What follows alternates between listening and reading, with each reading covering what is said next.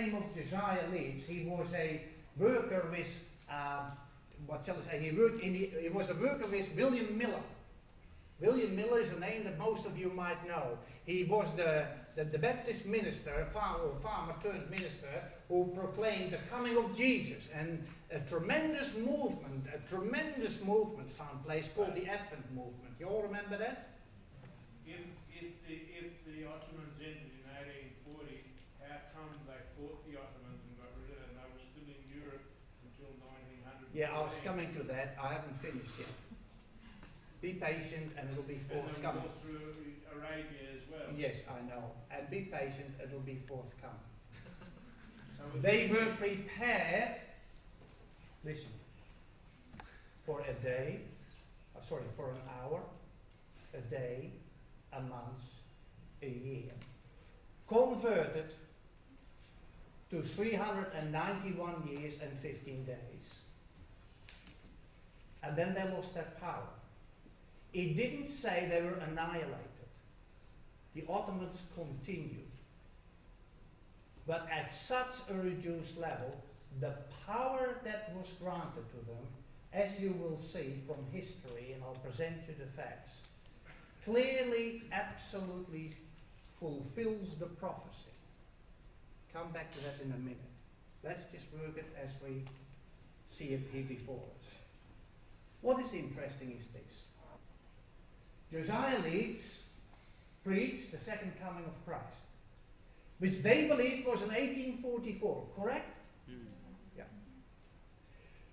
And so, years before this date, at the strength of what you and I are studying here this afternoon, the book of Revelation, in particular chapter 9, he found that he concluded, and he verbalized it, and he preached it, that the Ottoman Empire, as an empire, not as people, but as an empire, I say, that the Ottoman Empire would come to an end in 1840.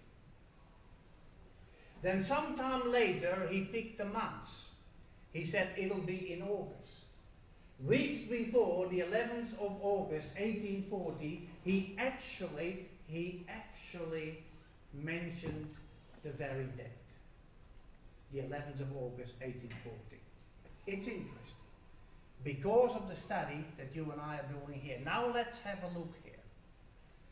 Muhammad Ali was the Pasha of Egypt at the time, and he rebelled against his overlord, his Ottoman overlord, the Sultan. And he did so in June 1839. He was very ambitious for Egypt. And he actually managed to even steal the navy from Turkey, or the Ottoman Empire. He defeated them and captured their navy. Now there is a problem. The Ottoman Empire was so weak that they negotiated with this Pasha.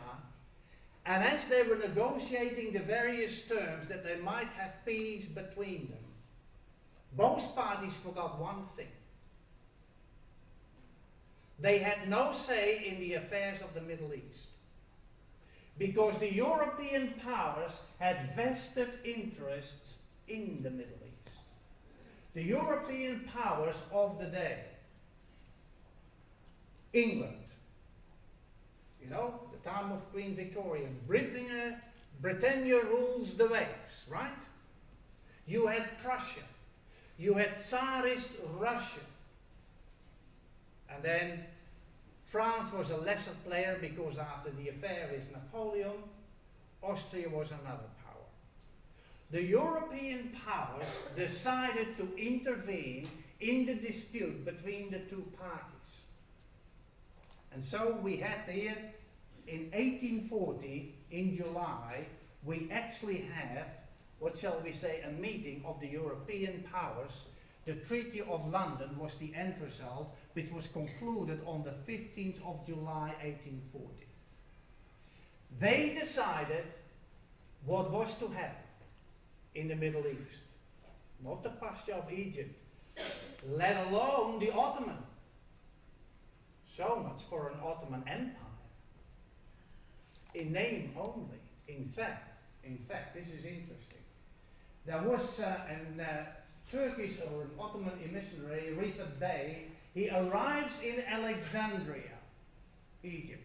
He's looking for the Pasha who's gone on a quick holiday, because he carries wisdom and he delivers the terms of the London Convention which told this Pasha back off.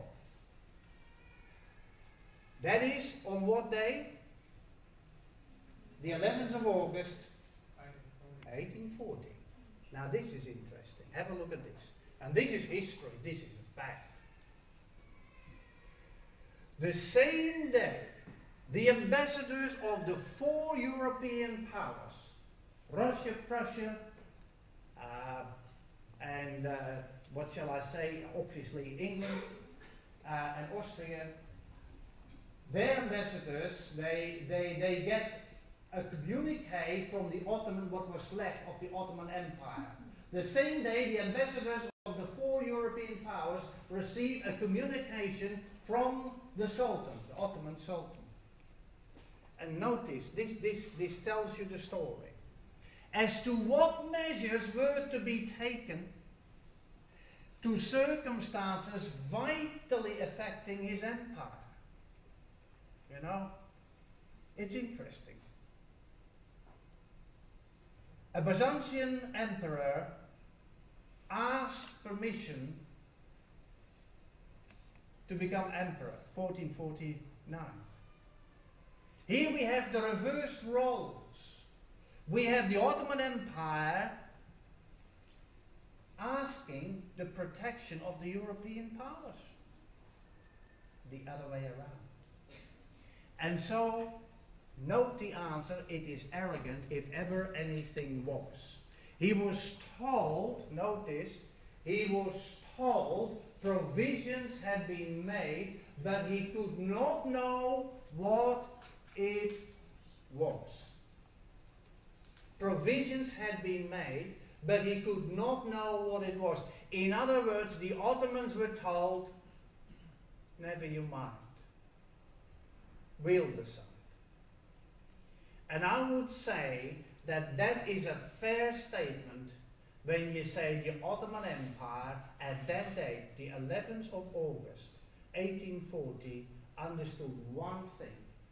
The Turkish government, the Ottoman government, recognized that its independent power was gone. That's it. And that is the facts as they are in history. I didn't say the Ottomans were wiped out. They maintained an existence, but nothing that could be vaguely ascribed as being an empire. Do you understand what I'm saying here? And that is the prediction as it was given in 96 AD at the island of Patmos. The date of the conclusion stands as a fact of history. Now, a very brief comment on the other issue. Did the Bible predict the rise of Islam? I believe it's crystal clear. Islam and the end time. Now, of course, we don't have time to go right into it.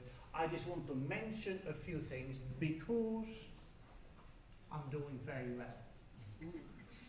I'm finished in a minute. Islam and the end time. Now notice. You know, people fear that Islam is going to take over the world, right? That's what they believe. They will forcefully take the world. No, they won't. They won't. Because at the end time there is a very different scenario painted in the book of Revelation. The closing scenes of this planet are very different from an Islamic dominance. Yes, they have research thanks to the petrol and all the oil, sure. In the book of Revelation, the Revelator paints the picture of 2 end-time players. There is a religious institution which goes by the name as Babylon the Great, the mother of harlots, and yes, there is a secular entity with a tremendous capacity to act. In fact, as I said, the end-time players are only 2.